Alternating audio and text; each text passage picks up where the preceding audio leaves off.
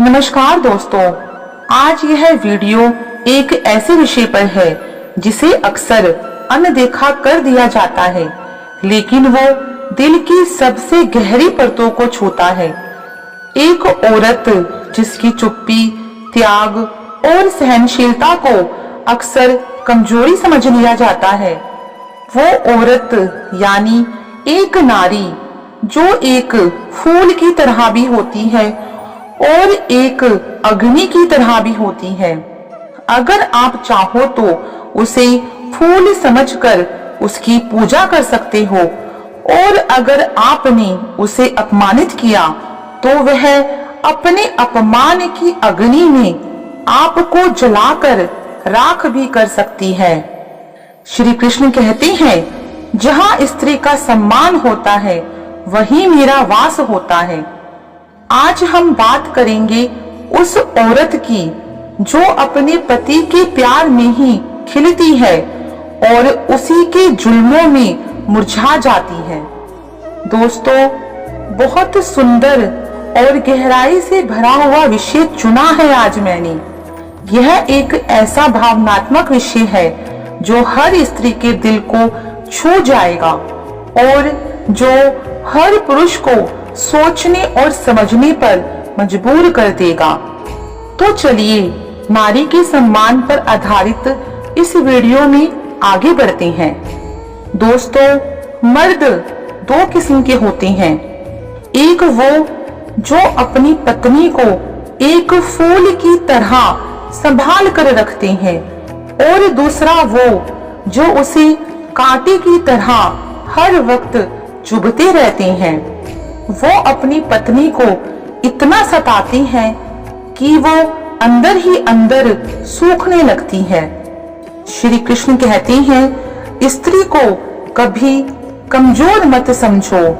वो जन्म देती है, वह सहेजती है, और अगर जरूरत पड़े तो अकेले ही पूरी दुनिया से लड़ जाती है। औरत की खूबसूरती उसके चेहरे में नहीं बल्कि उसकी मुस्कान में होती है, जो वो दर्द सहते हुए भी बनाए रखती है। दोस्तों, जैसा कि मैंने आप सबको पहले ही बताया है कि मर्द दो किस्म के होते हैं। एक वह जो अपनी बीवी से मोहब्बत करता है और उसे इज्जत देता है, उसकी हिफाजत करता है जैसे कि वह एक नन्ही बच्ची हो। दूसरा वो जो अपनी बीवी को जवानी में ही बूढ़ा कर देता है। यह गलतफहमी है कि औरत एक उम्र तक ही खिलती है और एक उम्र तक ही मुरझा जाती है। हकीकत यह है कि औरत एक अच्छे मर्द के साथ निखरती है और बुरे मर्द के साथ मुरझा जाती है।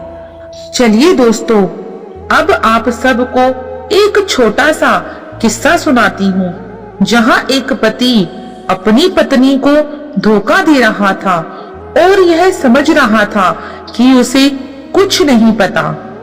उसने सोचा कि वह अपनी पत्नी को सब कुछ बता देगा। एक दिन हिम्मत कर पत्नी को बताता है वह उसे धोखा दे रहा है। तब पत्नी कहती है कि मुझे तो पहले से ही पता था कि तुम्हारा किसी के साथ चक्कर है। तब पति बोला, तो तुमने इस बारे में मुझसे आज तक क्यों नहीं पूछा? पत्नी बोली, जिस दिन मुझे पता चला उस दिन मुझे बहुत गुस्सा आया और मैं बहुत रोई। फिर मैंने बैठकर सोचा, मुझे तुम्हारे साथ रहना है या तुम्हें अपने साथ रखना है? पति ने पूछा, रहना और रखने में क्या अंतर है? पत्नी बोली, जो अपनी होती हैं उनके साथ रहा जाता है और जो पराये होते हैं उन्हें रखा जाता है। तो मैंने फैसला लिया कि मैं बच्चों की खातिर तुम्हारे साथ रहना चाहती हूँ। अगर मैं चली गई तो तुम दूसरी शादी कर लोगे, फिर मेरे बच्चों का क्या होगा? उनके भविष्य का क्या होगा? अब मैं तुम्हारे साथ हूँ सिर्फ मात्र की पत्नी बनकर। अगर बच्चे नहीं होते तो मैं तुम्हें छोड़कर चली जाती। पत्नी का यह जवाब सुनकर पति की रूह कांप गई। दोस्तों, कभी कभी रिश्ते टूटते नहीं हैं, बस खामोश हो जाते हैं, क्योंकि एक इंसान अपना दर्द पी जाता है सिर्फ इसलिए ताकि उसकी दुनिया टूटे नहीं, खासकर बच्चे। इस कहानी में पत्नी ने अपनी भावनाओं को कुचल दिया, अपने आत्मसम्मान को एक ओर रख दिया, सिर्फ इसलिए क्योंकि वो पहले एक माँ है और फिर बाद में पत्नी। मेरे प्यारे दोस्तों, रिश्ते भरोसे पे चलते हैं, ना कि मजबूरियों से। धोखा सिर्फ जिस्म का नहीं होता, धोखा उस भरोसे का होता है जो किसी ने आंख मूंद कर आप पर किया था।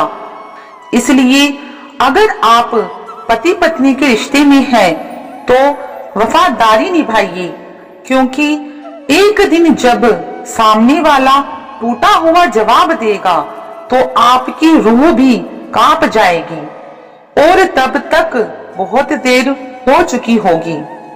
इसलिए रिश्तों को निभाइए, बस झेलिए मत।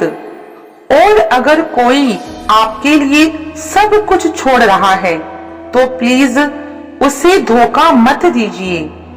दोस्तों, क्या कभी आपने सोचा है, जब एक लड़की अपने मायके का सुख छोड़कर आपके साथ फेरे लेती है तो वो सिर्फ आपकी पत्नी नहीं बनती, बल्कि आपकी जिम्मेदारी बन जाती है।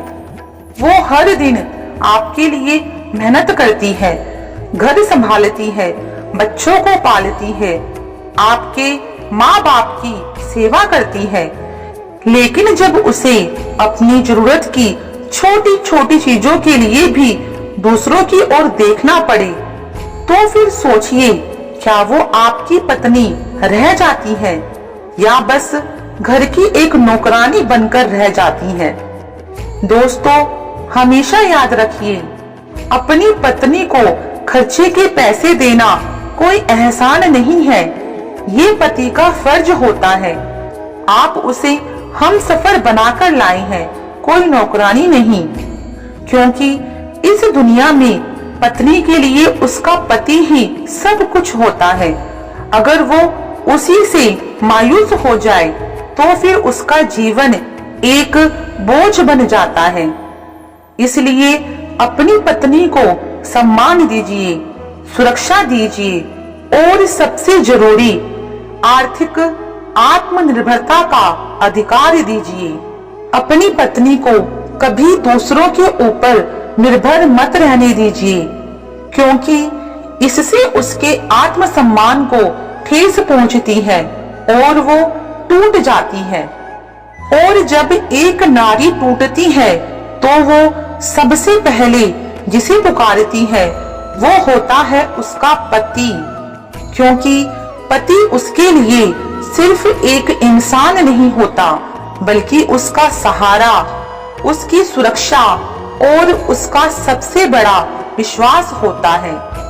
लेकिन जब वही पति उस पर दुखों का पहाड़ तोड़ दे तो फिर वो नारी मुड़कर अपने पिता की शरण में जाती है, जिसने उसे बचपन से सीने से लगाकर रखा। और जब वहां से भी उसे सिर्फ ताने या खामोशी मिलती है, तब वो अपना सब कुछ छोड़कर उस परमपिता परमात्मा को पुकारती है। और दोस्तों, याद रखना, जब एक नारी की आत्मा का शोर परमपिता के कानों तक पहुंचता है तो फिर उस नारी पर अत्याचार करने वालों की बर्बादी तय होती है। इसलिए कभी किसी नारी को मत तोड़ो, क्योंकि उसकी खामोशी भी एक दिन फरियाद बनकर आसमान का सीना चीर देती है। नारी सिर्फ शरीर नहीं है, वो शक्ति है। उसे समझो, उसे सहारा दो, वरना उसका श्राप सब कुछ छीन सकता है। श्री कृष्ण कहते हैं, एक स्त्री को चाहिए सम्मान, समय, समर्पण और आपके जीवन में महत्वपूर्ण स्थान।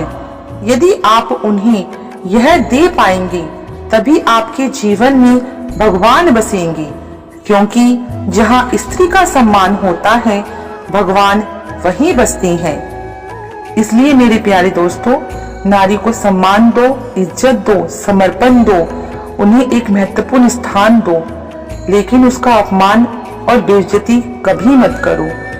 अगर आपने भी कभी किसी स्त्री के त्याग, उसके दर्द और उसकी चुप्पी को समझा है तो आज उसके लिए एक बार राधे राधे जरूर लिखना।